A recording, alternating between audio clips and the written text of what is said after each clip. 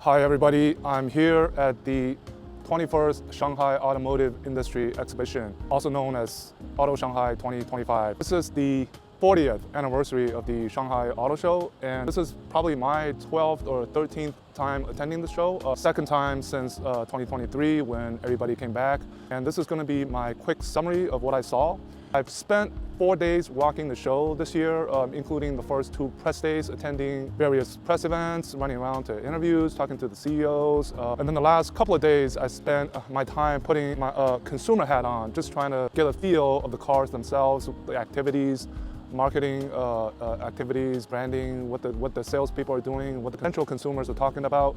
And prior to the show, I attended a few events, including CATL's launch of their Freevoy battery, the Nastra, the latest mass-produced sodium-ion battery, as well as the second generation Beijing battery, LFP battery, an attempt at breaking a higher glass ceiling in terms of battery range, charging speed, chemistry format, structural innovation, kicked it up a notch in terms of the battery competition. And then I attended a couple of other events prior to the press day, including what I thought was a very inspiring event is the Volkswagen Group China Media Night, where Volkswagen revealed 5 of their new models, their next generation in China for China models, the ID Evo from Volkswagen Anhui, the ID Era from Shanghai Volkswagen, the ID Aura from the FAW Volkswagen, based off of the ID code concept that was shown last year at the Beijing Auto Show. And then obviously Audi, now 2 Audi brands, right? There's the 4 Rings Audi brand that came out with the A6L e-tron from the Northern Audi FAW joint venture, and also the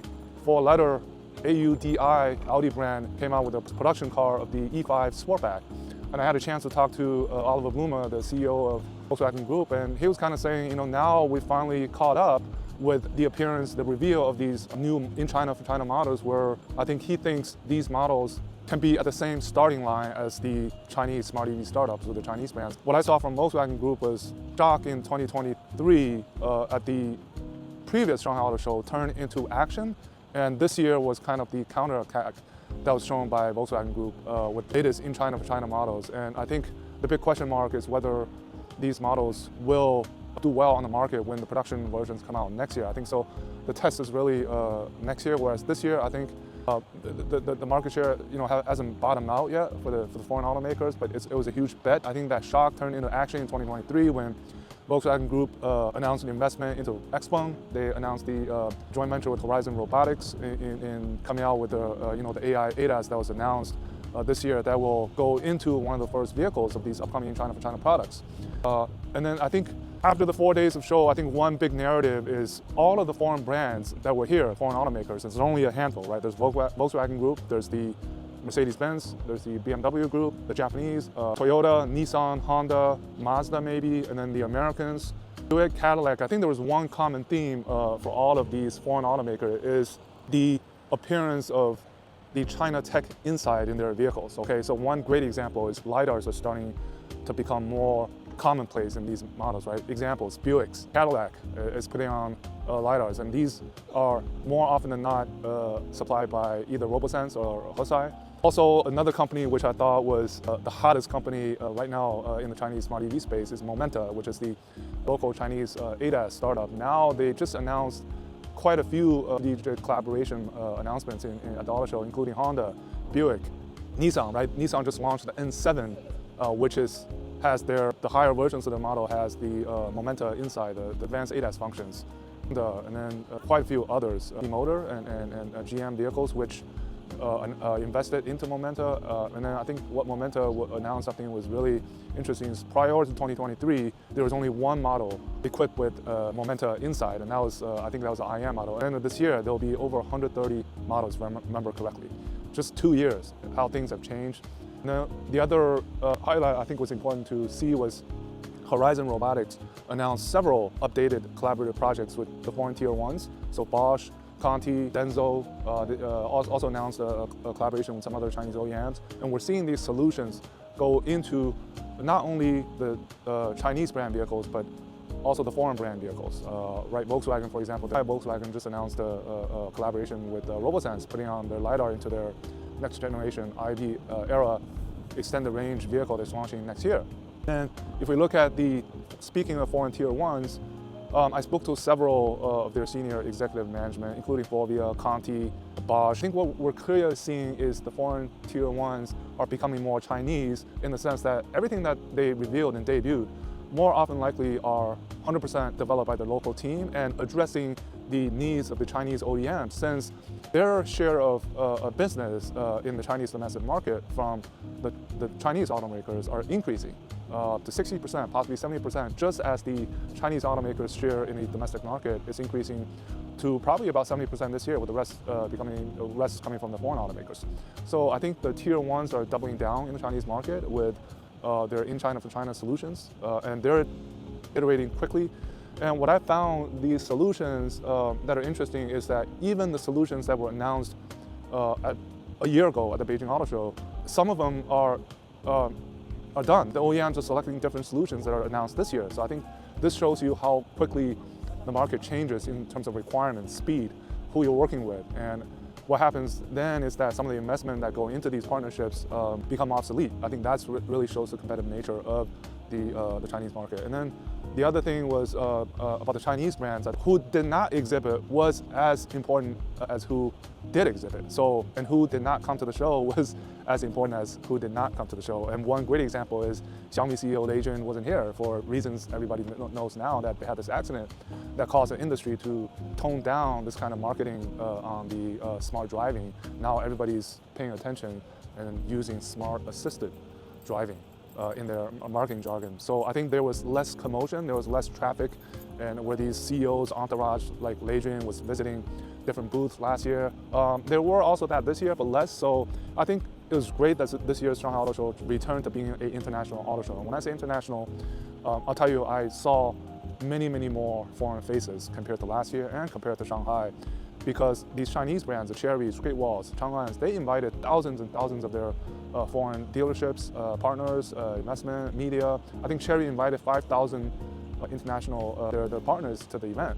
So that shows you how the Chinese, the feel, I mean the booth and the way how they presented. Let's say who spoke, right? A lot of these foreign prominent designers have become the faces of these Chinese brands, Ricker, Lincoln Co., Joseph Caban with SAIC's Rollway AMG. If I look back, this was one of the most international auto shows to the true sense of the word. Not only we saw the Chinese presenting even stronger tech models, as well as the foreign tier ones, the foreign automakers, trying to launch a counterattack with their specifically tailored products for the Chinese market. And the other highlight was really more than any time before is a bunch of these brands showed humanoid robots. VTOLs, I think I saw that Xpeng, right, is a great example. GAC Group, Chery, Great Wall Motor. I think at least half a dozen automakers showed their humanoid robots and the eVTOLs. And then also, obviously, you can't talk about the Chinese auto show without talking about Huawei, right? Huawei was front and center. And I heard someone saying that really Huawei and CATL have now become the Wintel of the Chinese auto industry because they're so important, and you have to work with them to be able to be relevant. And we saw, Audi, right, has Huawei components inside. CATL, I mean, Robin Zeng, he was visiting every booth almost. And so it was a great mix-up of technology, new products, and then CEOs. We saw, Ala Zipsa visiting NIO, checking out the Firefly with their head of design, Adrian Van Huydonk. And then reverse, we saw, the visits from among the Chinese competitors. I think it was everybody tried to do something, and even NIO, he invited the former Volkswagen Group CEO Herbert Diess for a talk inside the ET9, which I experienced, and I sat in the Firefly. It gave me a great view into, and through speaking and talking and just going to the show as a consumer and asking the questions of these salespeople and how knowledgeable they are, and how even knowledgeable the consumers now of the vehicles, what they want, what kind of features are important. I think that was on show at this year's auto show. If I can summarize, really the key word is really collaboration. I think it's not only Chinese, between Chinese and the Chinese, but between the foreign automakers and the Chinese tech companies. Really more of Chinese inside the foreign brands. I think they now understood over the last couple of years of learning and working with these partners to push out products they think will work for the Chinese market. And that's what we saw. And I think Chinese continue to push the envelope, launching these bigger vehicles, right? The Zeekr 9X, Lincoln Co 900, the Chery, the Tor, Zongheng came out with the kind of Wuhu Cullinan, right? The G900, this Cullinan looking big plug-in SUV with the capability of their turbines so that it can drive in water. And Chery started out as a company that made ships. So that was interesting to see. And then there was, Beijing wasn't at Xiaomi's booth, but Xiaomi still had the traffic because they were handing out hats. And the queue to pick up a hat, 5,000 per day outside of the Xiaomi booth, wrapped around the building all the way around and back. Next door, Ambo, the salespeople just took the opportunity to hand out bags and ask people queuing for the Xiaomi hat to scan the code and get some leads. So, and every booth had live streamers, live streaming, promotions, features of the cars. So that's my kind of the quick summary. I have to be here to experience the competition, the dynamics, the cars, the features, the build, what the foreigners are doing in China, what the tier ones, what the Chinese tech companies are showing.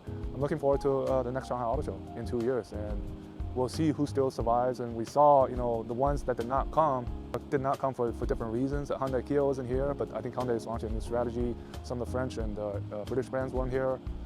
Even some Chinese smart EV startups are not here. And it won't be surprising if some of these new brands get merged or consolidated come Shanghai Auto Show in 2027. So I think there's still consolidation to be had, and I think we're going to see that. This price war is still going on, and this drive to the bottom does not bode well for everyone. And we'll go from there. See you in Beijing next year.